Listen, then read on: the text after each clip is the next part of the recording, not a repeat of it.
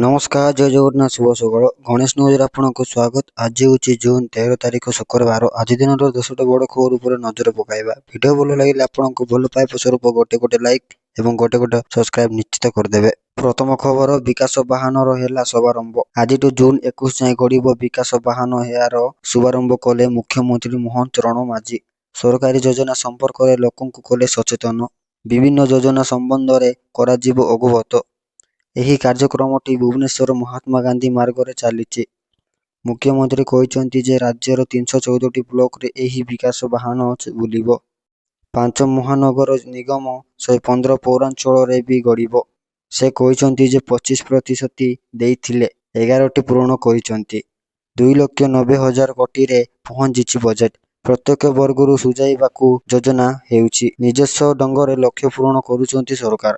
ଶିକ୍ଷା ସ୍ୱାସ୍ଥ୍ୟ ପାନୀୟ ଜଳ ଗମନାଗମନକୁ ଫସଲ କରାଯାଇଛି ବୋଲି କହିଛନ୍ତି ମୁଖ୍ୟମନ୍ତ୍ରୀ ମୋହନ ଚରଣ ମାଝୀ। ପରବର୍ତ୍ତୀ ଖବର 7,000 ପାର ହେଲା କରୋନା। ଭାରତରେ ହୁ ହୁ ହୋଇ ବଢ଼ି ଯାଉଛି କରୋନା ସଂକ୍ରମଣଙ୍କ ସଂଖ୍ୟା। ଚାହୁଁ ଚାହୁଁ ସଂକ୍ରମିତଙ୍କ ସଂଖ୍ୟା ଆସି 7,000 ପାର କଲାଣି।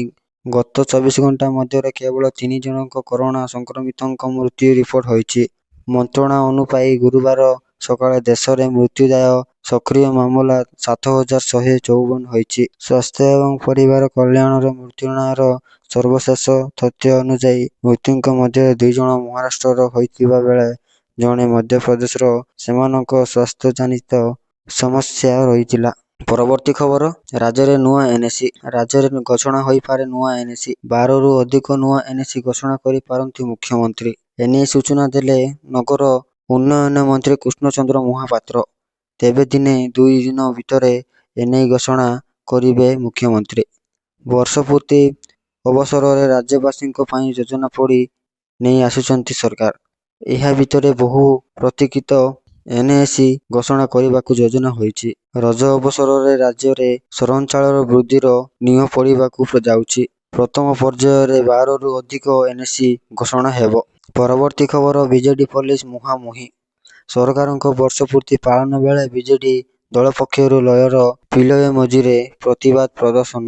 ଲୟର ପିଲୟ ମଝିରେ ବିଜେଡିର ନାରାବାଜି। ବିଜେଡି କର୍ମୀ ଭାଙ୍ଗିଲେ ବ୍ୟାରିକେଡ୍। ପୋଲିସ ଓ ବିଜେଡି କର୍ମୀଙ୍କ ମଧ୍ୟରେ ମୁହାଁମୁହିଁ ପରିସ୍ଥିତି। ଦ୍ୱିତୀୟ ବ୍ୟାରିକେଡ୍ ଭାଙ୍ଗିବାକୁ କର୍ମୀଙ୍କ ପ୍ରୟାସ ବେଳେ ପୋଲିସ ଅଟକାଇ ଦେଲା। ଲୟର ପିଲୟ ମଝିରେ ବିଜେଡି କର୍ମୀ ଓ ପୋଲିସ ଠେଲାପେଲା ହୋଇଛନ୍ତି। ପରବର୍ତ୍ତୀ ଖବର ମୁଖ୍ୟମନ୍ତ୍ରୀଙ୍କ ସହ କଥା ହେଲେ ଶାହା। ଏୟାର ଇଣ୍ଡିଆ ବିମାନ 171 ମହମ୍ମଦାବାଦରୁ ଲଣ୍ଡନ ଯାଉଥିବା ବେଳେ ଘଟଣାଗ୍ରସ୍ତ ହୋଇଛି।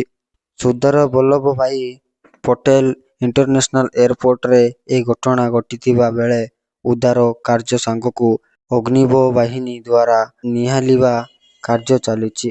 ଏ ଦୁର୍ଘଟଣା ନେଇ କେନ୍ଦ୍ର ଗୃହମନ୍ତ୍ରୀ ଅମିତ ଶାହା ଗୁଜରାଟ ମୁଖ୍ୟମନ୍ତ୍ରୀ ଭୂପେନ୍ଦ୍ର ଭାଇ ପଟେଲଙ୍କ ସହ ଫୋନରେ କଥା ହୋଇଛନ୍ତି। ପରିସ୍ଥିତି ପଚାରି ବୁଝିବା ସହ ଉଦ୍ଧାର କାର୍ଯ୍ୟ ସମ୍ପର୍କରେ ପଚାରି ବୁଝୁଛନ୍ତି ଶାହା। ପରବର୍ତ୍ତୀ ଖବର 24 ଘଣ୍ଟାରେ ଖୋଲିଗଲା ପାକିସ୍ତାନର ମୁଖା। ପାକିସ୍ତାନର ଆଉ ଏକ ମିଛ ସାମ୍ନାକୁ ଆସିଛି।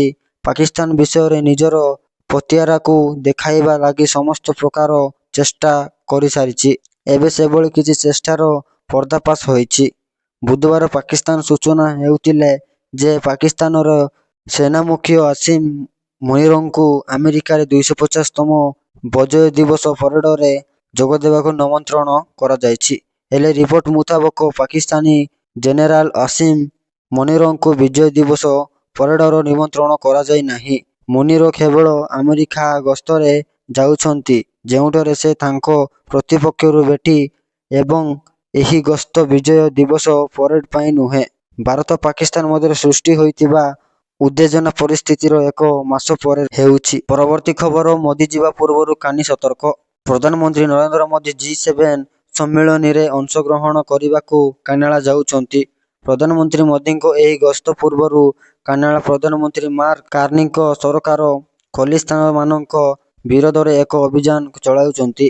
ଭାରତ ବିରୋଧୀ କାର୍ଯ୍ୟକଳାପରେ ସମ୍ମୁଖ ଖଲିସ୍ତାନମାନଙ୍କୁ ଧରିବା ପାଇଁ ସରକାର ପ୍ରୋଜେକ୍ଟ ପେଲିକାନ ନାମକ ଏକ ଅଭିଯାନ ଚଳାଇଛନ୍ତି। ଏହି ଅଭିଯାନ ଅନ୍ତର୍ଗତ କାନାଡା ପୋଲିସ ଏକ ବଡ଼ ଡ୍ରଗ୍ସ ଏବଂ ଆତଙ୍କବାଦୀ ନେଟୱାର୍କ ପର୍ଦ୍ଦାଫାଶ କରିଛି ଯାହାର ଖଲିସ୍ତାନ ସମର୍ଥକମାନଙ୍କ ସହିତ ସନ୍ଦେହଜନକ ସମ୍ପର୍କ ଅଛି।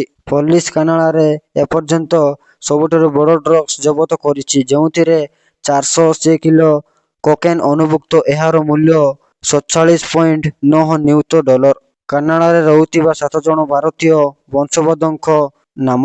ପରବର୍ତ୍ତୀ ଖବର ନିରାଶ ହେଲେ ୟୁନୁସ୍। ବୋଲାନ୍ ଦେଶର ଅନ୍ତରୀଣ ନେତା ତଥା ନୋବେଲ ଶାନ୍ତି ପୁରସ୍କାର ବିଜେତା ମହମ୍ମଦ ୟୁନୁସ୍ ପୁଣି ଥରେ ବୋଲାନ୍ ଦେଶର ପୂର୍ବତନ ପ୍ରଧାନମନ୍ତ୍ରୀ ଶେଖ୍ ହସିନାଙ୍କୁ ନେଇ ବୟାନ ଦେଇଛନ୍ତି। ସେ ଅଭିଯୋଗ ଆଣିଛନ୍ତି ଯେ ଭାରତରେ ରହି ହସିନା ଦେଇଥିବା ବୟାନ ସବୁ ବୋଲାନ୍ଦେଶୀଙ୍କ ଭିତରେ ହିଂସା ସୃଷ୍ଟି କରିଛି। ମାତ୍ର ପ୍ରଧାନମନ୍ତ୍ରୀ ନରେନ୍ଦ୍ର ମୋଦି ଏଥିରେ ହସ୍ତକ୍ଷେପ କରିବା ବଦଳରେ ସୋଶାଲ ମିଡିଆ ମାମଲା ବୋଲି କହି ଏଡ଼େଇ ଯାଇଛନ୍ତି।